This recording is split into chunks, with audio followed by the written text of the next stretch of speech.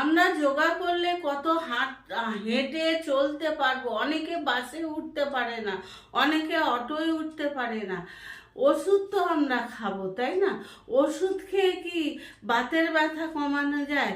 যায় না। কিন্তু আমি জানি ওষুধ না খেয়ে যোগা করলে কিন্তু ব্যথা কমে।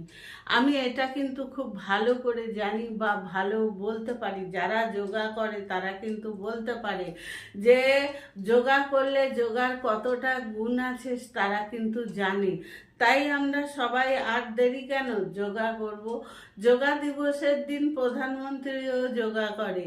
তাহলে যোগা এত একটা খুব ভালো জিনিস। একটু আমরা যোগা করি, যোগা করতে করতে এত সুন্দর লাগবে, মানে ফ্রেশ লাগবে। আর এত শরীরে মনে হবে এনার্জি ফিল হবে।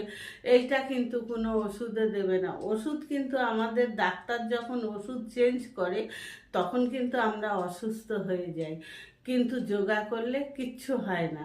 তাই সবাই এসো বন্ধু, আমরা যোগা করি।